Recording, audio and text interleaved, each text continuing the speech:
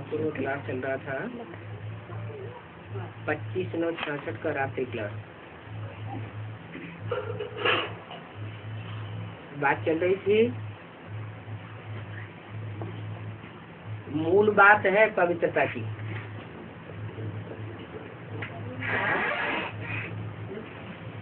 ज्ञान में मूल लक्ष्य क्या है? पवित्र रहने का, जिसके लिए ही सारा झगड़ा होता है। क्या घरगृहस्थ में अगर कोई झगड़ा होता है तो पवित्रता के लिए होता है।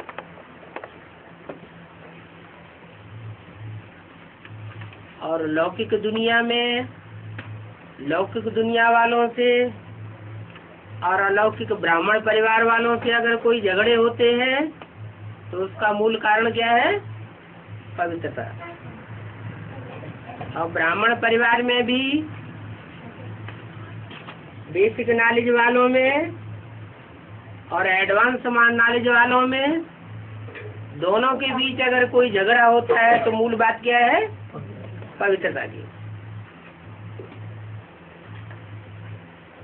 क्योंकि एडवांस नॉलेज में जो चलते हैं उनकी पवित्रता की परिभाषा भी गहरी है। दुनिया वालों की पवित्रता की परिभाषा है घरगृहस्थ छोड़ दो और जंगल में जाके पवित्र रहो। वो पवित्रता को मानते हैं। बेसिक ब्राह्मणों की दुनिया में ये सिखाया जाता है कि नहीं, घरगृहस्थ को छोड़ने की बात नहीं है, घरगृहस्थ में भले रहें, लेकिन घरगृहस्थ में रहते हुए भी दुर्योग से अपवित्रता को छोड़ना है और पवित्र रहना है। और एडवांस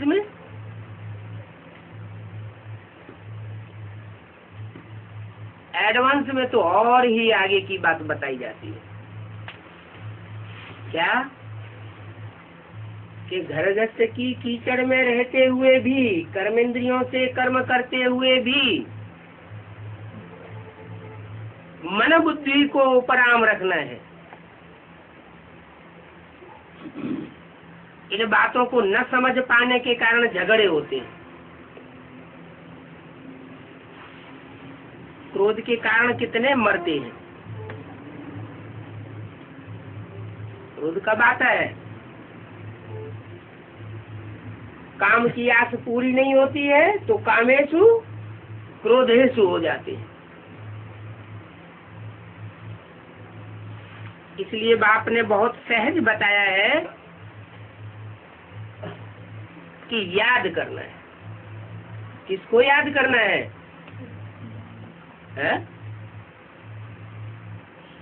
मिट्टी को याद करना है, पत्थर को याद करना है, पत्थर के लिंग को याद करना है,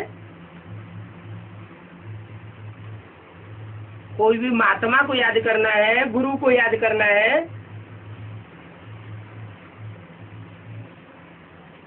देवता को याद करना है। किसको याद करना है? ऊंच से ऊंच जो एवर प्योर है। कौन? शिव बाप या शिव बाबा? शिव बाबा। बाप तो बिंदु, बिंदु बिंदु आत्माओं का बाप, ज्योति बिंदु। उसके एवर प्योर और नॉन प्योर होने की बात ही नहीं। बिंदी के लिए नहीं कहा जाएगा पवित्र। बिंदी जब शरीर में प्रवेश करे और शरीर में प्रवेश करके शरीरधारियों के संपर्क में आते हुए भी उस पर संग का रंग कोई भी न लगे तो उसको कहा जाता है एवर प्योर। उसकी यादगार क्या है? गांव-गांव में, शहर में, देश विदेश में शिवलिंग रखा हुआ है जलाधारी के साथ। वो यादगार ये साबित करती है कि एक शिव सुप्रीम सोल ही ऐसा एवर प्योर है और वो लक्ष्य देता है। क्या लक्ष्य देता है? कि दूरबाज खुशबाज होने की बात नहीं है। क्या बात है? भले साथ में रहो, लेकिन बुद्धि को कंट्रोल करो। बुद्धि का लगाव, बुद्धि का अटैचमेंट नहीं जाना चाहिए। ये है असली पवित्रता। तो बताया कि याद करना है। याद XYZ कोई को भी याद नहीं करना है। किसको याद करना है? जो ऊंच ते ऊंच पायतधारी है। क्या? ऊंच ते ऊंच और नीच ते नीच, ये परमधाम की बात है या इस दुनिया की बात है? इस दुनिया की बात है। इस दुनिया में रह करके जो कर्मेंद्रियों से ऊंच से ऊंच पाठ बजा के दिखाए और एवर प्योर साबित होकर के दिखाए, वो है ऊंच।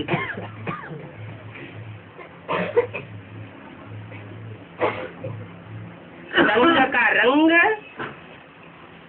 अगर अटैचमेंट है तो जरूर लगेगा। अगर बुद्धि डिटैच है, निर्लिप्त है, तो संग का रंग नहीं लग सकता। कर्म इंद्रियों का ये स्वभाव है कि कर्मेंद्रियों से जब हम कर्म करते हैं और बुद्धि योग कहीं दूसरी ओर लगाते हैं, तो कर्मेंद्रियां अपना भोग स्वीकार नहीं करती। सीधा सा उदाहरण है, जैसे कोई महबूब अपनी महबूबा को याद करता है, याद करते करते कारखाने में काम करता है, रास्ते में जाता है और उसकी आंखों के सामने से ढेर लोग गुजर जाते हैं, उसे कोई याद नहीं रहता। क्यों नहीं याद रहा? आंखें तो खुली हुई थी। क्या कारण हुआ? आंखें खुली होते हुए भी आंखों के सामने से जो लोग गुजर गए, वो याद क्यों नहीं रहे? आंखें खुली रही तो आंखों ने अपने विषय को ग्रहण क्यों नहीं किया? क्योंकि बुद्धि महबूबा की तरफ थी। जो लोग आंखों के सामने गुजर गए, उनकी तरफ बुद्धि योग नहीं गया। ऐसे ही दूसरी इंद्रियों का भी स्वभाव है। इंद्रियां मन बुद्धि के लगाव के बगैर अपना भोग स्वीकार नहीं करती। तो ऐसी प्रैक्टिस करनी है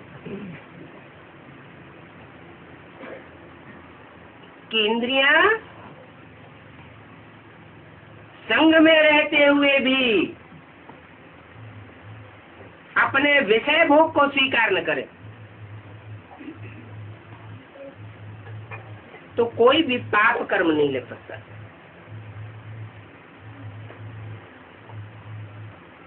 फिर इसके लिए हमको सैंपल किसको रखना है? किसी को फॉलो करना होता है तो एक सैंपल रखा जाता है। हमारा सैंपल है शिव बाबा। 2-3 रोज जैसे मनुष्य भूख हड़ताल करते हैं ना, तो इसमें भी याद करने का ऐसा सख्त पुरुषार्थ करना चाहिए। क्या? कि हमें किसी की याद न आए।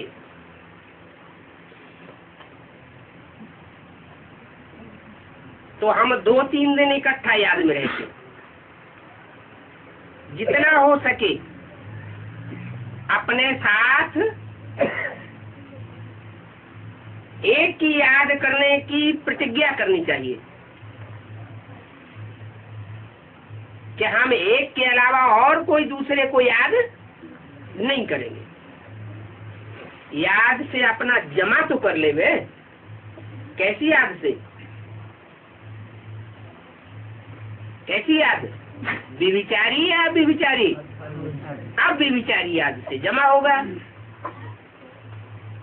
खंडित याद होती रहेगी, दूसरों के बीच में याद आती रहेगी, तो घाटा होता जाएगा। सबसे अच्छी बात यह है चलते फिरते भोजन पर याद की टेव डाल लेनी है। क्या? बैठकर याद करना वो बड़ी बात नहीं। बड़ी बात क्या है? कर्म करते हुए भी, जैसे चलते हैं, भोजन करते हैं, उस समय भी हमें याद रहे तो क्या होगा? भोजन में आसक्ति नहीं होगी। जैसे लगाव पूर्वक कोई चीज खाई जाती है तो वो चीज बार बार याद आती है। बड़ा अच्छा भोजन था, कितना स्वादिष्ट रसगुल्ला था, तो पदार्थों की भी याद आती है। जिन्हें चैतन्य आत्माओं का संग किया जाता है कर्मेंद्रियों से, वो भी याद आती है।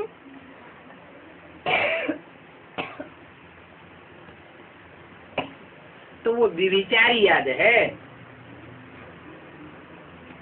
ऊंचे से ऊंचे एक को ही याद करना है, तब अंतमते सो गति होगी। तो ऊंची से ऊंची पद मिलेगा। अभी सबका अंतिम समय है, सबकी अंतमते सो गति होने वाली है। टाइम बहुत नजदीक आ चुका।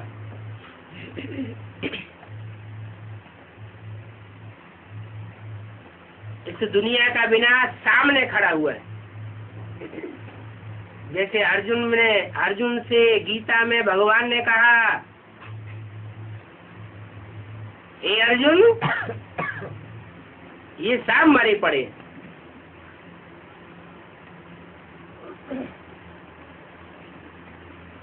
तो क्या उस समय जब शरीर छोड़ना होगा, देह का ममत्व छोड़ना होगा, विनाश के टाइम पर क्या बैठ के याद करने का मौका मिलेगा? वो जरूरी है कि चैन से वहां बैठ सकेंगे। चारों तरफ हाहाकार होगा, भाग दौड़ मचेगी, तो उस समय बैठ के याद करने का मौका मिलेगा क्या? नहीं मिलेगा। तो क्या प्रैक्टिस करनी चाहिए? कर्म करते, चलते फिरते, भोजन करते भी याद में रहना है, लेकिन एक की याद में रहना। याद की यात्रा से तुमको फायदे बहुत है। क्या क्या फायदा होगा? एक तो अव्यभिचारी याद की प्रैक्टिस पड़ेगी। दूसरा, जितना जितना हम याद करेंगे उतना वायुमंडल शुद्ध होगा। याद के टाइम में हमारी आंखों से जो वाइब्रेशन निकलता है, जिन जिन आत्माओं पर, वस्तुओं पर वो वाइब्रेशन पड़ेगा, वो पदार्थ भी, वो आत्माएं भी पवित्र होती जाएंगी। जितना जितना हम अव्यभिचारी याद में रहेंगे, हमारे पाप कर्म भस्म होते जाएंगे। और जितने जितने हमारे पाप कर्म भस्म होंगे, उतना हम धर्मराज की सजाओं से बचेंगे।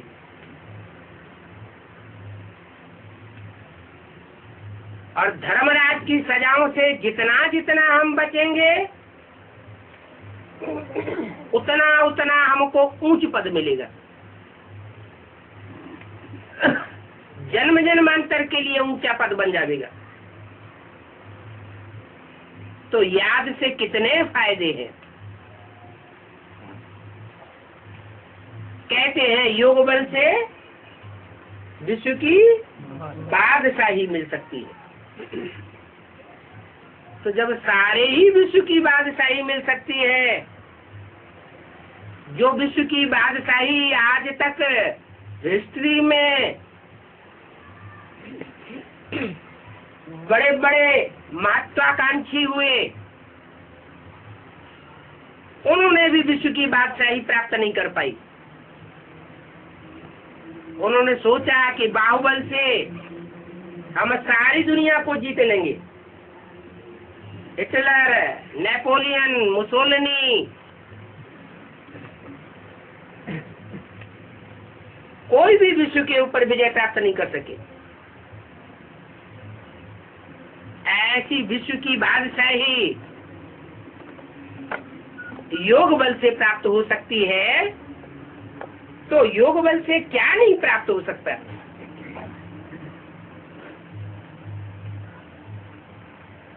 ये याद भगवान का सबसे बड़ा प्रसाद है, सबसे बड़ी देन है।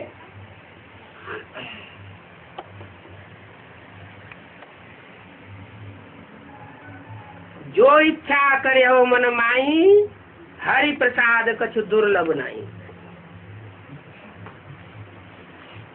कोई भी इच्छा करो, याद के बल से वो इच्छा पूर्ण हो सकती है। याद में इतनी ताकत बताई, उस गीता में भी जो मनुष्यों की लिखी हुई है उसमें भी बताया कि संपूर्ण 100% याद में रहने वाला सारी दुनिया का संहार कर दे, सारी दुनिया की हत्या कर दे, तो भी उसके ऊपर कोई पाप नहीं लगेगा। और इससे ज्यादा क्या हो सकता है। तो याद का प्रताप बहुत कुछ कर सकता है, निगेटिव भी कर सकता है, पॉजिटिव भी कर सकता है।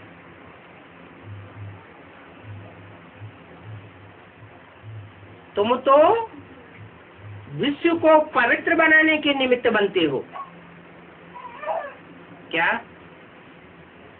विश्व में जो विश्व धर्मों की, हर धर्म की जो आत्माएं हैं, उन 500-700 करोड़ मनुष्य आत्माओं को याद के बल से पवित्र बनाते हो।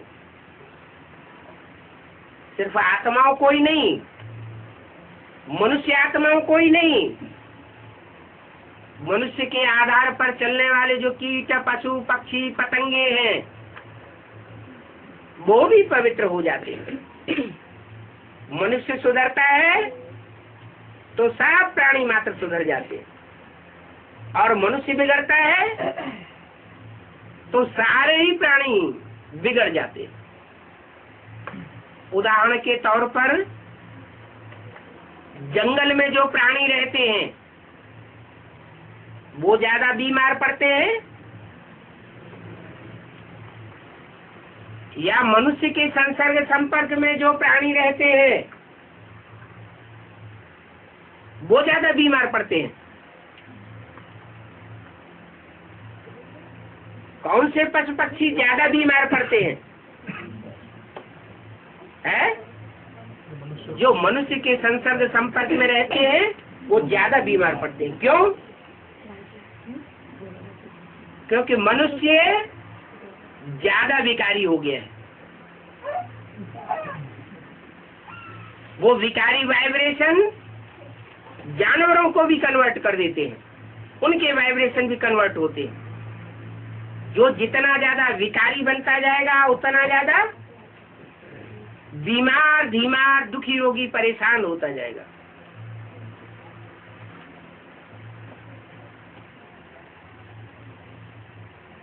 तो जब तुम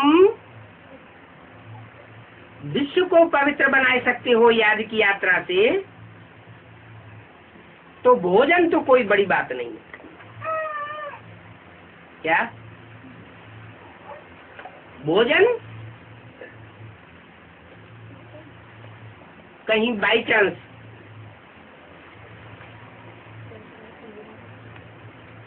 रिश्तेदारी में हम सेवा करने के लिए गए और वो रिश्तेदार नाराज हो जाते हैं कि तुम हमारे घर का भोजन क्यों नहीं खाते, हम क्या भंगी हैं?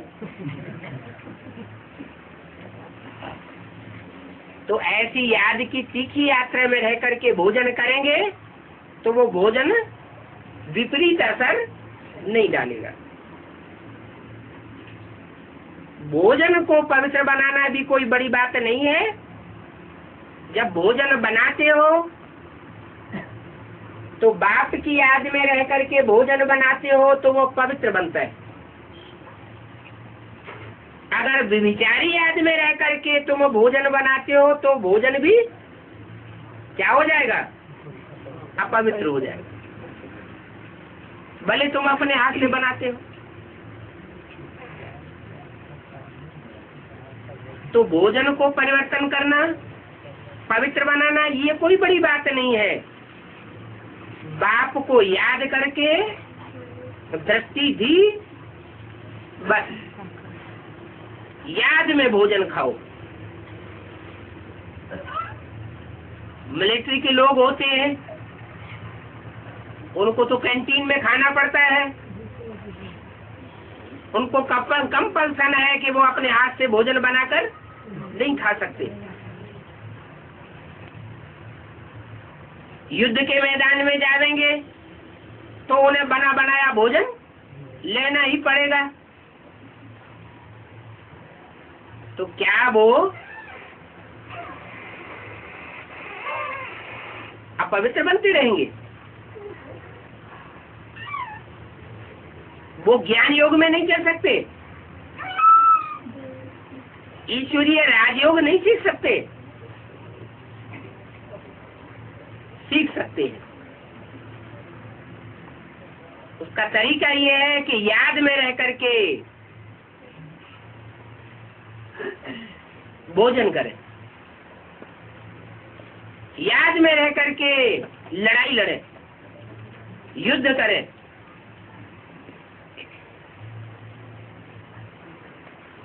मूल बात है विकार की। विकारी दृष्टि वृत्ति नहीं होनी चाहिए,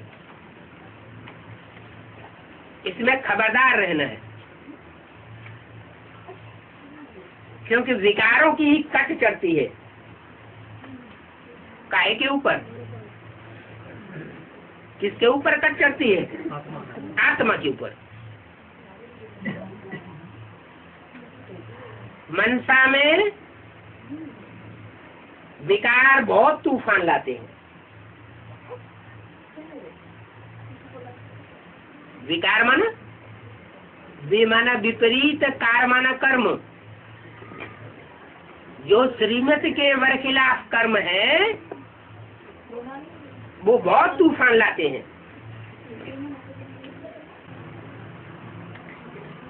तो मनसा में जो तूफान आते हैं विकारों के, इन पर ही बहुत मेहनत करनी है। बाकी बाप बच्चों को कोई तकलीफ थोड़े ही देंगे। सीढ़ी पर समझाना बहुत अच्छा है। क्यों?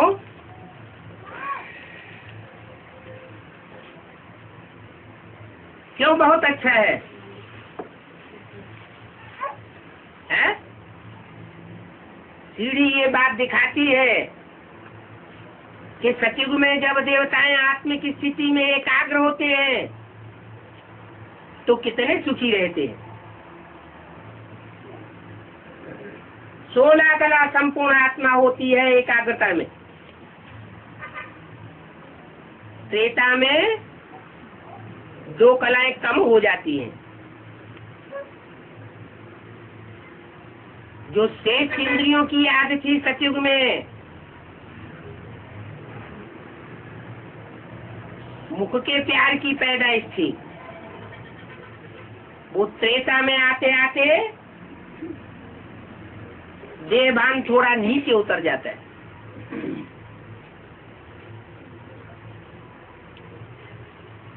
तो प्योरिटी की पावर कम हो जाती है।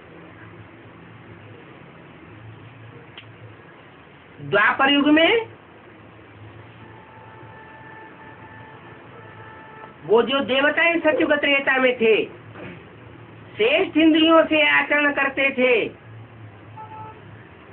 उनका बुद्धि योग भ्रष्ट इंद्रियों में पहुंच जाता है।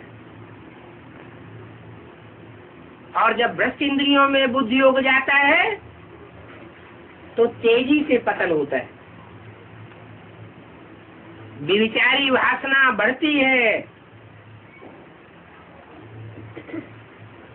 और कलयुग में जाकर अनेक मतांतरों का सृजन होता है।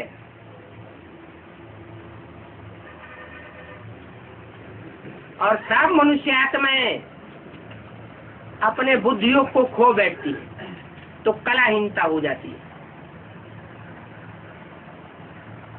तो सीढ़ी पर समझ सकते हैं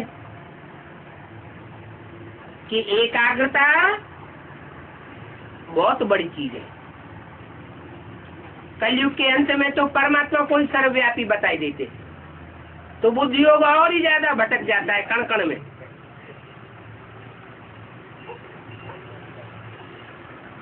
कण कण में बुद्धि योग भटकेगा। हर मनुष्य आत्मा से वो हम बन करके बैठेगी, आत्मा से परमात्मा हो जाएगी, तो बुद्धियों का हाल क्या होगा? एकाग्रता घटेगी या बढ़ेगी? घटेगी। तो सीढ़ी पर समझाना बहुत अच्छा है। रचयिता और रचना की नॉलेज जो ऋषि मुनि भी नहीं जानते थे, वो सीढ़ी पर तुम रचयिता और रचना की नॉलेज समझाते हो। रचयिता है राम बाप और रचना है कृष्ण बच्चा। दोनों ही आत्माएं 84 जन्म लेती है, पूरे 84 का चक्र लगाती है। ये राज को प्राचीन ऋषि मुनि नहीं जानते थे। ब्राह्मणों की दुनिया में भी जो पुराने पुराने ऋषि मुनि हैं, दीदी दादी दादाएं हैं, वो भी नहीं जानते हैं कि सृष्टि में प्रैक्टिकल में रचयिता कौन है। रचयिता होगा, क्रिएटर होगा, तो साकार में होगा या निराकार में होगा? साकार में होगा। और उसकी जो फर्स्ट क्लास क्रिएशन होगी, फर्स्ट क्लास रचयिता की फर्स्ट क्लास क्रिएशन, वो भी साकार में होनी चाहिए।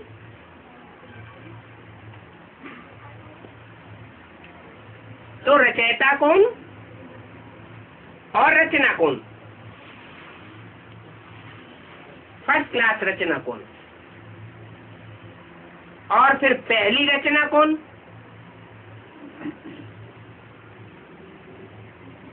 ये ज्ञान होना चाहिए। शिव परमात्मा जब इस सृष्टि पर आता है तो पहली रचना कौन सी रचता है? माता। माता में प्रवेश करके ज्ञान को सुनने और सुनाने का फाउंडेशन डालता है। तो वह है प्रकृति माता, गीता माता, बहुत पावरफुल है। जब वो विकराल रूप धारण करती है तो महाकाली बन करके सब असुरों का संहार कर देती है।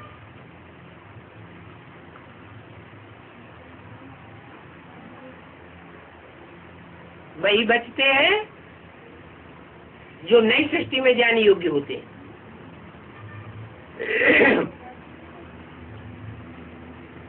तो सीढ़ी की चित्र में रचना और रचयिता की नॉलेज है।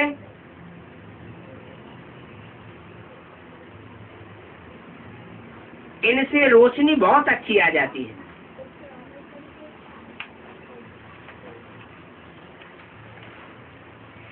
ये भाई आप खुद के फोल्डिंग चित्र बनाने चाहिए।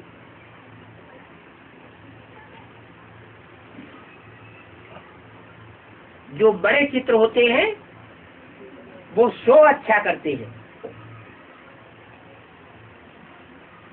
नहीं तो अंधे की औलाद अंधों को दिखाई नहीं देता है।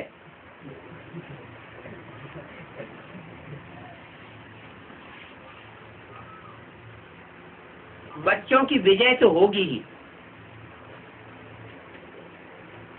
निश्चय बुद्धि विजयते। कौन से बच्चे जीतेंगे? जो निश्चय बुद्धि होंगे। प्रदर्शनी में जो भी सुनते हैं तो स्वर्ग में तो आ जाएंगे, हैं?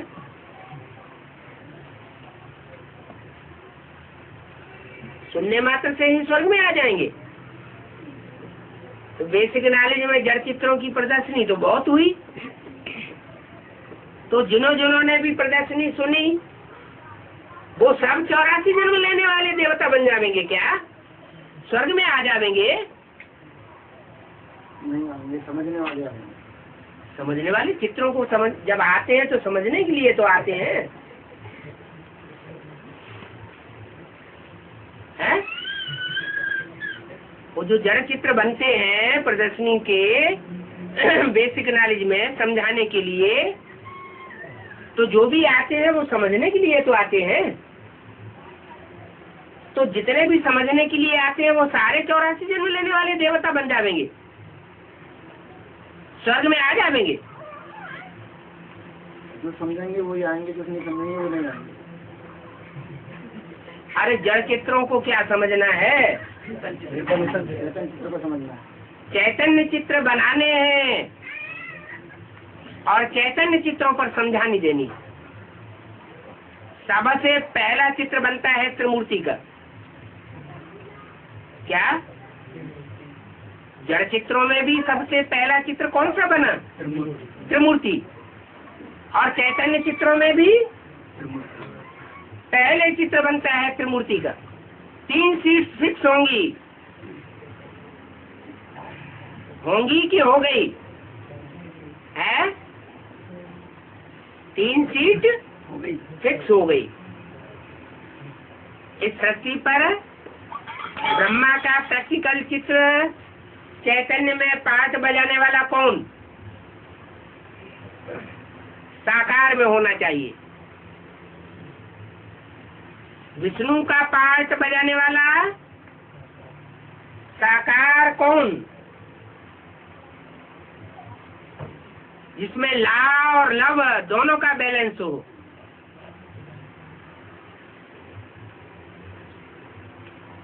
और ला फुल पार्ट बजाने वाला कौन?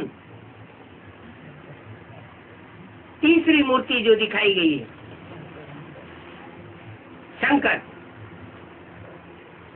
ये तीनों मूर्तियों का ज्ञान बुद्धि में होना चाहिए।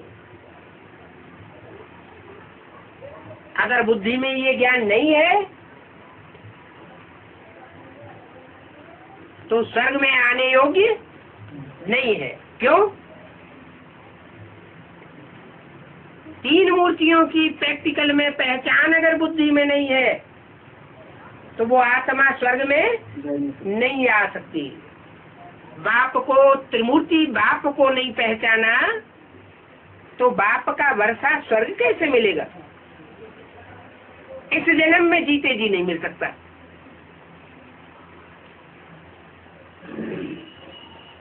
अगले जन्म में मिल सकता है, माना 82-83 जन्म का प्राप्ति कर सकता है, लेकिन 84 जन्म की प्राप्ति नहीं कर सकता। तो प्रदर्शनी में जो भी सुनेंगे वो स्वर्ग में आ जाएंगे। कौन सी प्रदर्शनी में? चैतन्य चित्रों की प्रदर्शनी में जो सुनेंगे वो स्वर्ग में आ जाएंगे। परंतु सिर्फ सुनने का पुरुषार्थ नहीं करना है, उच्च पद पाने का पुरुषार्थ करना है। सुनना सुनाना ये तो भक्ति मार्ग में भी 63 जन्म होता आया। नई दुनिया में जाकर प्रजापद पाना ये कोई बड़ी बात नहीं है। बड़ी बात क्या है? नई दुनिया में राजयोग के द्वारा राज घराने में आने का पुरुषार्थ करना। कम से कम 16,108 की लिस्ट में तो आवे। जो प्रिंस प्रिंसेस बनते हैं, राजा महाराजा बनते हैं, महाराजा महारानियां बनते हैं,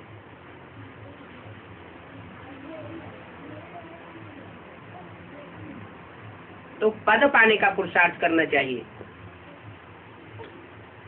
16,000 का भी लास्ट पद पाने का पुरुषार्थ नहीं करना है। क्या करना है?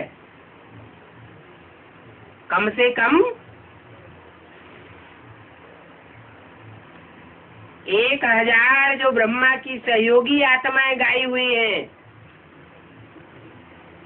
जो कहते हैं श्री श्री 1008 सच्चिदानंद स्वामी जी महाराज, वो तो टाइटल धराए लेते हैं।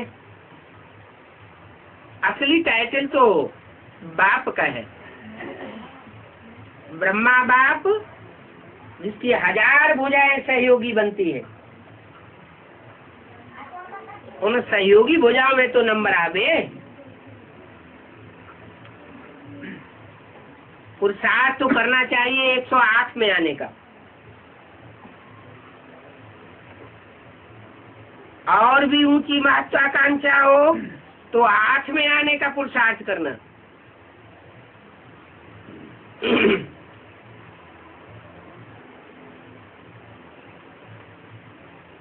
नशा रहना चाहिए। हम गॉड फादरली स्टूडेंट हैं। भगवान बाप हमको पढ़ाता है। क्या पढ़ाई पढ़ाता है? राजयोग की पढ़ाई पढ़ाता है। सहज ज्ञान और सहज योग की पढ़ाई से हम जन्म जन्मांतर का ऊंच पद पा सकते हैं। जैसे बाप ज्ञान सागर है, तुम भी ज्ञान सागर बनते हो। जो जितना ज्ञान धारण करता है वो उतना ही ऊंच पद पावेगा। क्या? यहाँ उम्र के हिसाब से गिनती नहीं होती छोटे बड़े की,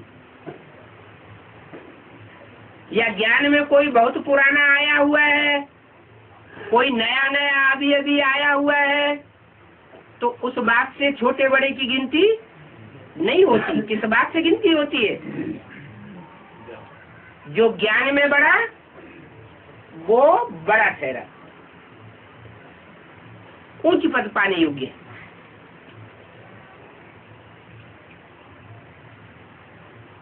फिर ज्ञान के ही पंडित बन करके नहीं रह जाना। क्या रावण क्या था? ज्ञान का प्रकांड विद्वान था।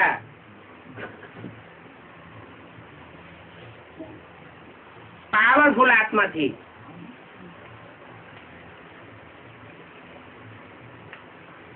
लेकिन लेफ्टिस्ट बन के रह गया।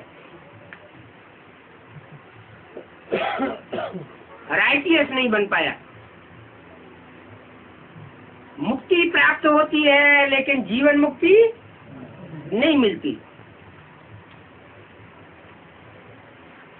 तो बाप ज्ञान का सागर है तो तुम भी मास्टर ज्ञान सागर बनते हो। ज्ञान के साथ साथ प्यार का भी सागर बनना है। गाते हैं ना, तू प्यार का सागर है, तो प्यार के सागर के बच्चे भी कैसे होना चाहिए? मास्टर प्यार के सागर होना चाहिए। वो तो तभी होंगे जब आत्म की स्थिति वाले होंगे। स्वयं को आत्मिक रूप में प्रैक्टिस करें याद करने की, और दूसरी आत्माओं को भी जब देखें, जब उनसे बात करें, तो क्या प्रैक्टिस पक्की होनी चाहिए कि हम स्टार आत्मा से बात करते हैं।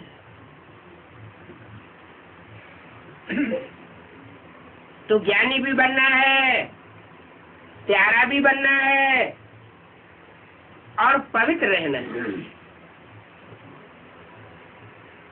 काम कटारी चलाना ये बड़ी भारी हिंसा है, डबल हिंसा है। तुम तो डबल अहिंसक बन रहे हो।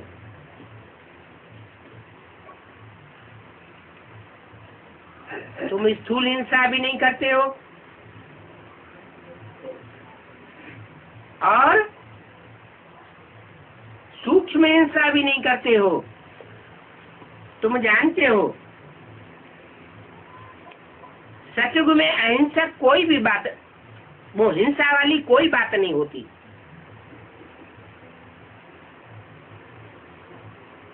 वहां सब अहिंसक होते हैं।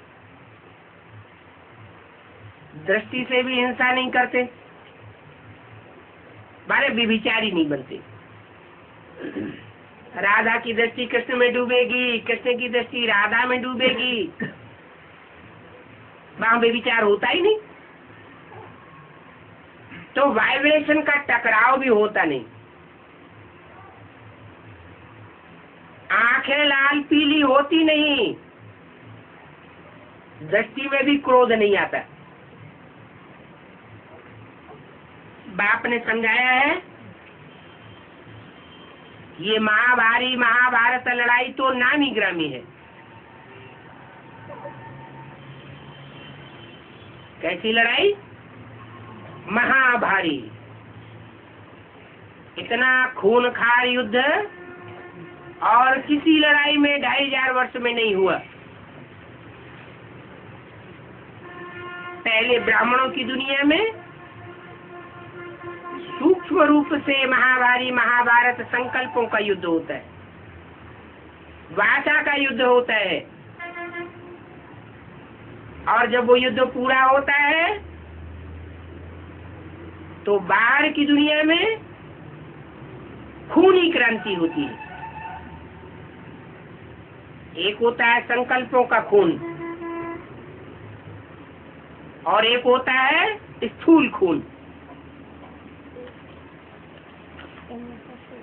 नसे नाड़ियों में दो तरह का खून बहता है, शुद्ध खून भी और अशुद्ध खून भी।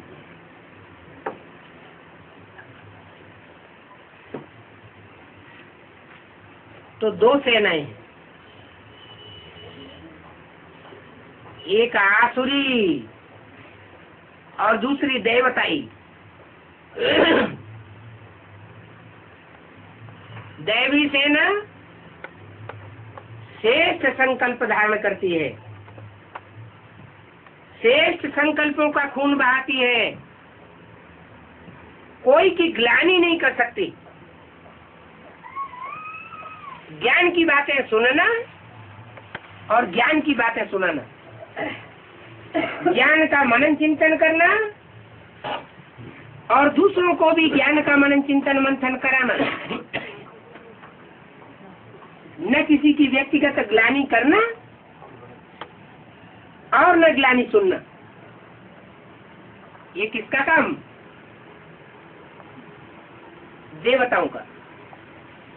ये दैवी सेना का काम है, आसुरी सेना का काम इसके विपरीत है। वो ज्ञान की जगह क्या सुनावेंगे? अज्ञान ही सुनावेंगे, ग्लानि की बातें सुनावेंगे। तो आसुरी पक्ष ग्लानि सुनाता है। जो ग्लानि सुनाता है उनका हिस्ट्री में नाम पड़ता है मुगल। क्या? मुगल। मुंह कैसा हो गया? गल गया।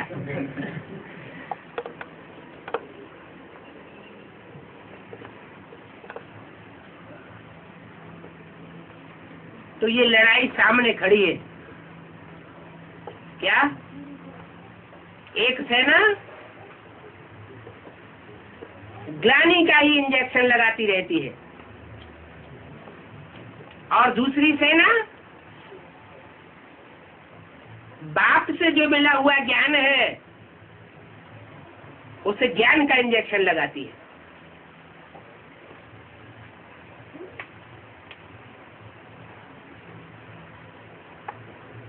ये लड़ाई नामी ग्रामी है, 5 वर्ष भी चल सकती है।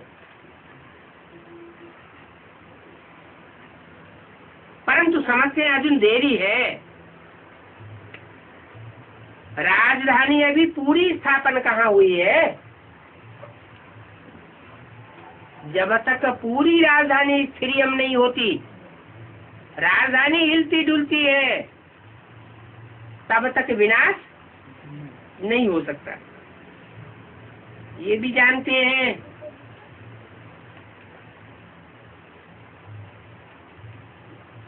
सब देश एटॉमिक बॉम्ब्स बनाए रहे हैं। क्या? भारत में भी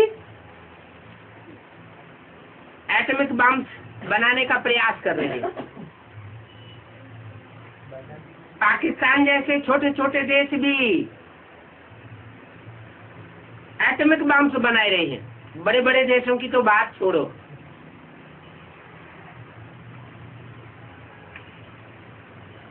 ये एटॉमिक बॉम्ब्स भी बेचना शुरू कर देंगे और बच्चों ने विनाश का साक्षात्कार भी किया है। तुम तो बैठे हो नर से नारायण बनने के लिए।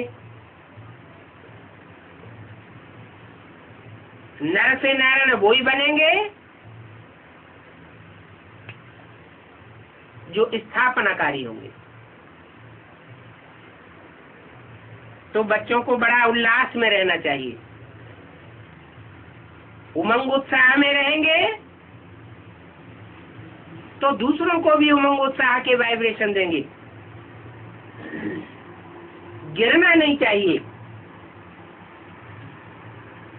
संकल्पों में भी नेगेटिव संकल्पनाएं, गिरे हुए संकल्पनाएं, वाचा भी गिरी हुई न निकले, हल्की वाचा न निकले। हार नहीं खानी चाहिए। काम विकार की चोट खाना खराब कर देती है। बहुत संभाल करनी है। फिर भी माताएं पुकारती हैं, हमको नगन करते हैं। लेकिन माताएं हो चाहे भाई हो, काम महाशत्रु तो दोनों का है। भले भाइयों को बाबा ने दुर्योधन दुशासन कह दिया, लेकिन दुर्योधन दुशासन की एक्टिविटी के प्रभाव में क्यों आना चाहिए? माताओं का मन चंचल क्यों होना चाहिए? अगर प्रभावित होती है तो उनकी प्रजा बनना पड़े।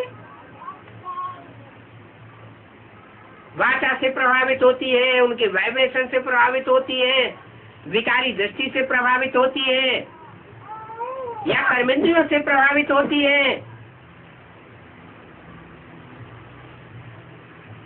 तो प्रजा बनने की शूटिंग होती है। बुद्धि एकदम प्रभावित नहीं होनी चाहिए।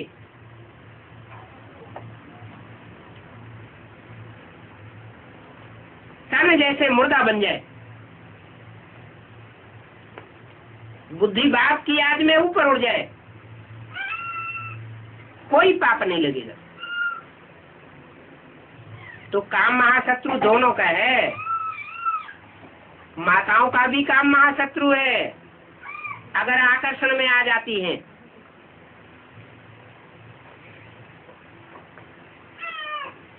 दुनिया में तो देखो कितने वैश्याओं के घर हैं। क्या बाप तो कहते हैं घर घर में वैश्यालय है। अगर पति पत्नी पर बलात्कार करता है तो विशेष दुनिया हुई ना।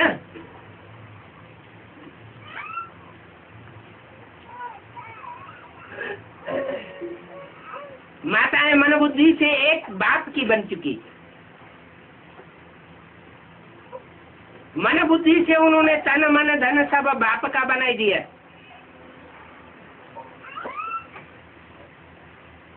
भले प्रैक्टिकल में बंधन में है, फिर अगर मन चलायमान हो जाता है, दृष्टि चलायमान हो जाती है, इंद्रियां विचलित हो जाती है,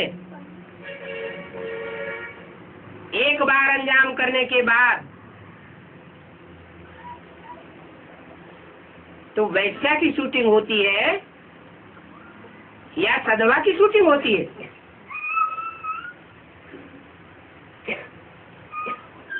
बाप कहते हैं अभी वैश्यालय नहीं बनाना है। माताएं ये कार्य कर सकती हैं। माताओं को सबको सूपनखा पूतना का टाइटल नहीं मिला हुआ है। पुरुषों को तो सबको टाइटल मिल गया। सब पुरुष दुर्योधन दुशासन है। वो खुद में अपने में परिवर्तन नहीं ला सकते। शक्तियां आगे बढ़ सकती हैं। अभी बाप आए हैं शिवालय बनाने, तो बाप का सहयोगी बनना है। किसी भी हालत में शिवालय बनाना है, वैश्यालय नहीं बनाना। वाइब्रेशन बिगड़ने नहीं देना।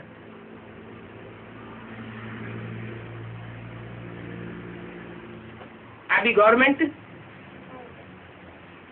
पीछे हट रही है, क्योंकि तुम समझते हो ये तो रावण राज्य है। रावण राज्य में वैश्यालय घटेगा या बढ़ेगा? पढ़ाई ऐसी पढ़ाई जा रही है विदेशी सभ्यता की। बाप कहते हैं ये डॉगली पढ़ाई है, कुत्ता कुतिया बनाने वाली पढ़ाई। कोई यार प्यार इस दुनिया में, कलयुग की दुनिया में नहीं होता। सब धोखेबाज है। जब विनाश का टाइम आवेगा तो सब पीछे कदम हटा लेंगे। जैसे एक नजारा दिखाया था कराची में, हिंदुस्तान पाकिस्तान का बंटवारा हुआ तो जो 7 तालों में बांध बांध करके रखते थे, मेरी बेटी, मेरी पत्नी, मेरी बहन, वो साथ छोड़ के भाग गए।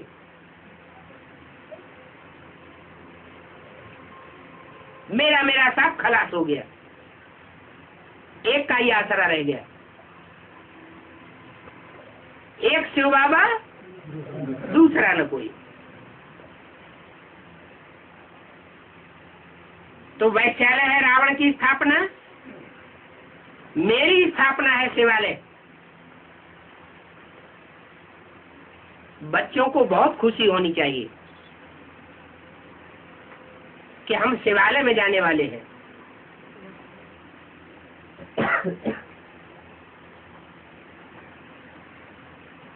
कितने जाएंगे शिवालय में? 9 लाख आत्माएं शिवालय में जावेंगी। उनमें भी जीते जागते कितने जावेंगे? कुछ तो शरीर छोड़ के जावेंगे, वो तो बच्चे के रूप में जन्म लेंगे। जो अपने शरीर को ही रिजुविनेट करके जावेंगे वो माता पिता के रूप में होंगे नई सृष्टि में। बाकी 9 लाख के अलावा जितने भी जावेंगे वो कम कलाओं वाले बनेंगे। यहाँ कच्चे ब्राह्मण बनते हैं, पूरा ज्ञान नहीं उठाते, तो वहाँ कच्चे देवता बन पड़ते हैं। 15.5 कला संपूर्ण देवता बनेंगे, उससे भी नीचे बनेंगे। फिर 80 जन्म लेने वाले बनेंगे, उससे भी कम जन्म मिलेंगे। और उसका अंजाम क्या होगा? जब द्वैतवादी युग द्वापर शुरू होगा तो दूसरे दूसरे धर्मों में कन्वर्ट हो जाएंगे। कच्ची आत्मा ही कन्वर्ट होती है। देवी देवता सनातन धर्म का जो पक्का होगा वो कभी कन्वर्ट होकर के दूसरे धर्म में जा नहीं सकता। तो हर एक बच्चे को अपने लिए पुरुषार्थ करना है। बाप के पास तो सब बच्चे हैं। क्या कहा? सब बच्चे हैं, माने 500 करोड़ बाप की प्रजा है, सब बच्चे हैं। कोई भी धर्म के हो, बाप तो सबको पुरुषार्थ कराता है। सबका हक है बाप से वर्षा पाने का। एक बाप से सब वर्षा पाते हैं। कोई मुक्ति का पाते हैं, कोई जीवन मुक्ति का पाते हैं। इसलिए अब बच्चों को आत्माभिमानी बनना है।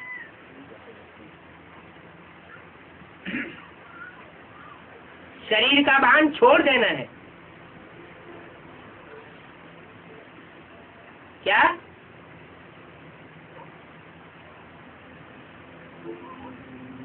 ऐसे नहीं कि हम तो अभी बच्चे हैं ना, बाप तो बाप है। नहीं, हम बाप के बच्चे हैं। अपने कुल का फखुर होता है ना। कौन से बाप के बच्चे हैं? हमारा बाप सूर्य है, तो हम कौन से वंश के हुए? हम सूर्यवंशी बच्चे हैं। अपने कुल का फखुर रहना चाहिए। बाप कहते हैं मैं आता ही भारत खंड में हूँ। क्या? अरब खंड में नहीं आता हूँ, इस्लामी में, क्रिश्चियन खंड में नहीं आता हूँ, कोई यूरोपीय में आ जाऊं या क्रिश्चियन धर्म में कन्वर्ट होने वाले में आ जाऊंगा।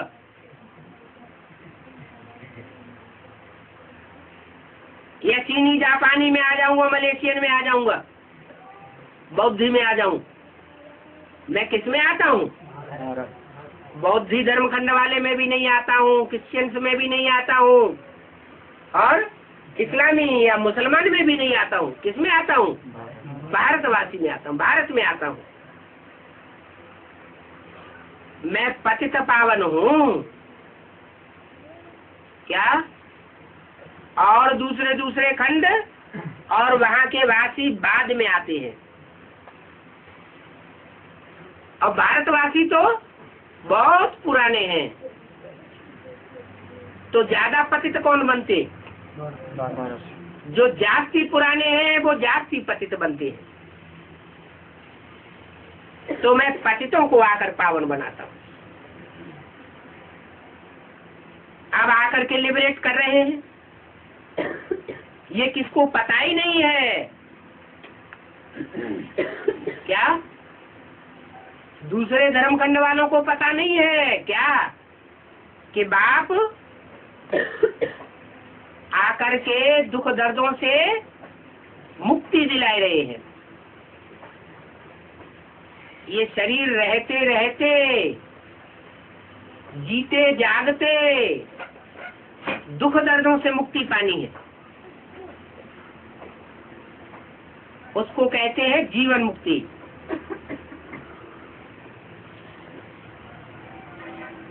आगे चल करके पता लगेगा।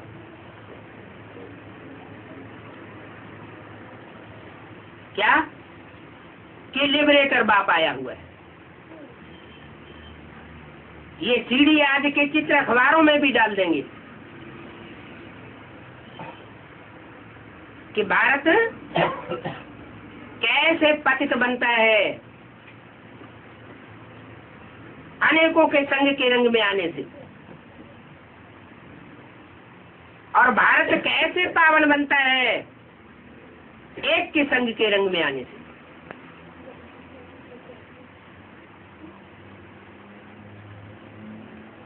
ओम शांति।